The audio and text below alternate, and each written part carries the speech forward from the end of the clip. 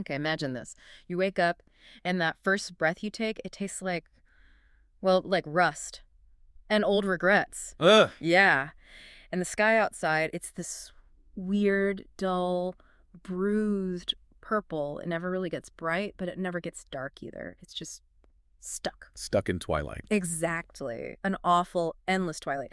And that's the kind of unsettling reality we're diving into today. Welcome to the deep dive.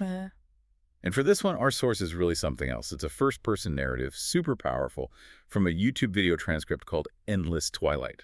Right. And it's way more than just story. It's this chilling psychological journey. It really pulls you in. So our mission today is to really get into that feeling, the profound dread, and maybe uncover some hidden truths in this very atmospheric account. Yeah, unpacking the world of this character who's just trapped, Yeah. completely stuck in this repeating, unmoving reality. And figure out what actually happens when time just seems to stop, and that line between, well, nightmare and yourself just kind of blurs. So thinking about that atmosphere, what's the very first thing that hits you? How does it set that psychological tone right off the bat? Well, it's fascinating, isn't it, how immediately the source just establishes this world of stagnation. Yeah. Total stagnation. Right, nothing moves. Exactly. That dull, bruised purple sky you mentioned, it's not just description. It's like this constant visual reminder that the world just refuses to move forward. Yeah, it mirrors his internal state, maybe. Precisely. Yeah. And the whole town, it says it lies beneath the thick tree line like a secret too terrible to whisper aloud. That gives it this inherently wrong feeling from the start, almost conspiratorial. Oh, definitely. And those sensory details, they're incredibly vivid. It's not just describing a place, it's almost making us feel the protagonist's dread, right? Definitely. The taste of rust you mentioned, the shadows stretching out long and twisted as if alive. Creepy. And the air, it apparently breathes dread like heavy fog. There's even this faint smell, damp earth and something else, metallic and raw like blood.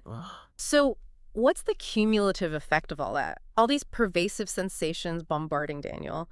How does the author use them to create such an oppressive, like inescapable feeling? Well, it's this constant barrage, isn't it, of just unsettling sensory input. And it creates this profound sense of disorientation and inescapability. Right. It's a really smart narrative technique. It goes beyond just putting you on edge. It sort of mirrors how real anxiety can subtly warp your perception, making familiar things feel wrong, hostile. even. Yeah, I see that. Plus, that feeling of being closed in is just overwhelming. Those woods crowding the streets, the black branches choking every chance of escape, and darkness coiling like smoke. It's a prison, psychologically and almost literally, right from the outset. And that sense of confinement, it carries right over into the town itself and its people, this eerie loop.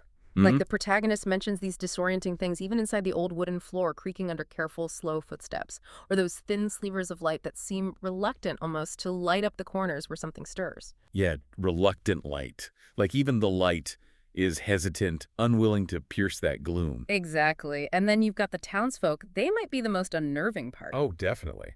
Their faces are described as achingly familiar, but they look like strangers wearing the masks of townsfolk. Masks, yeah. And their eyes are darker than any night and just as empty. That's chilling. So empty. And they just shuffle by in these endless loops, their faces masks of dull resignation. It's like this shared stagnation you mentioned earlier, but on a community level. Yeah. Maybe like shared trauma, Yeah. creating a kind of group delusion. That's a really interesting way to put it. They apparently speak just enough to feel real, but then they just vanish before they can offer any real clarity. Leaving him completely alone again. Prisoners of the same nightmare, it seems. Yeah, it paints this picture of just shared torment, a collective bad dream. And in the middle of all that, Daniel has some really unsettling one-on-one encounters too, right? Yeah. Like that moment with the wrinkled old merchant whose eyes look like the hollow sockets of a skull. Shudders slightly. Yeah, I remember that bit. And his mouth is twitching and he just rasps out, "You don't belong here." If you don't belong here. Yeah. That's it's a direct confrontation, isn't it? Really deepens the mystery. Totally. But then Daniel notes, the place feels carved into my bones, which is such a paradox. Right? How can both be true? Exactly. It's that external rejection clashing right up against this internal feeling of connection. How does that specific conflict, being told you're an outsider but feeling like you belong, make things even worse for Daniel? Well, it cranks up the personal stakes immediately, I think. It stops being just a physical threat, like get out of this creepy town, and becomes existential. Ah, okay. He's being told he doesn't fit, but something deep inside him is screaming that he does. And it's this contradiction, this unsettling connection, that kind of pushes him toward the core mystery, doesn't it? The whole thing with his father's watch. The watch, yes. Small, cracked, given to him years ago. And it stopped at the same minute every day. Both a tether and a curse, as the narrative puts it. Yeah, and that desperate thought he has. If I could just move its hands forward, the endless twilight might finally yield to dawn. It's such a potent symbol. It really is. And that personal watch, his own time being frozen, links directly to the town's big clock tower. Frozen at midnight, its face cracked and leaking shadow. Leaking shadow. Like the macro and micro versions of the same problem, trapped time. But for Daniel, there's this tiny hope, isn't there? That maybe if he can fix this symbol, his little watch, maybe he can fix his world. A desperate hope. And as all these weird elements pile up, the looping town, the empty people, the frozen timepieces, it all starts pointing somewhere much darker, much Yeah. more personal. Yeah. A truth that for Daniel is just devastating. Absolutely. Because you start getting these whispers, right? This gnawing suspicion creeping in. Yeah. That maybe Daniel isn't just in the nightmare, maybe he is the nightmare. Whoa. The shadow tethering this cursed town to its endless dusk. That's the phrasing. And these voices, swirling with venom, they hiss at him. You're the lock without a key, Yeah. the scream without a sound. God, that's heavy. It leads him to this gnawing certainty, the text says, of being both prisoner and warden in this haunted loop. A classic psychological thriller move, Yeah. where the external monster, the trap, turns out to be internal, a manifestation. From victim to, well, not quite culprit, but maybe co-creator? Yeah. That completely flips the script on who's responsible. Totally. And the realization hits him slow and terrible. I did not stumble into this town. I summoned it. Summoned it. It's not just a place he's trapped in. It's something he created. But what does that actually mean, that he manifested it? What means it's not some random external prison he just wandered into. It was more like a symbolic projection. Okay. Like his deepest fears, his unresolved stuff, his regrets. They're literally taking physical form around him. The town is his trauma, basically, shaped by his forgotten dreams and silent regrets. So the horror is uniquely his. Exactly. When he says, I am this place's shadow, its ceaseless dusk incarnate, he's finally getting it. The nightmare isn't outside him. He can't run from it. It's a living thing born from inside him, from his own past. Wow. That idea that we might build our own realities, even the nightmarish ones, Yeah. that really lands hard, doesn't it? It does. Makes you wonder how much we all do that subconsciously. But, okay, even with this terrifying realization, the narrative doesn't just end there. It offers this glimmer of choice. Right, the mysterious girl. Yeah, barely a whisper of a figure who actually calls him Daniel, gives him a name.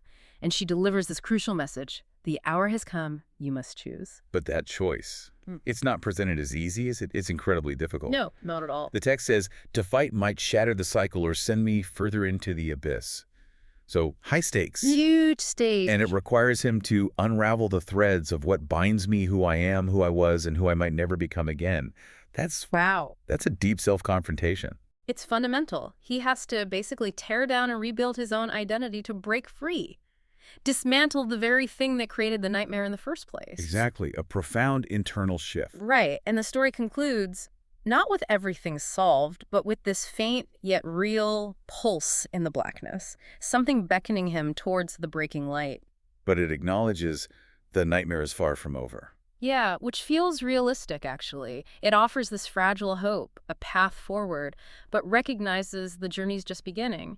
It suggests freedom isn't about escaping a place, really. It's about an internal transformation.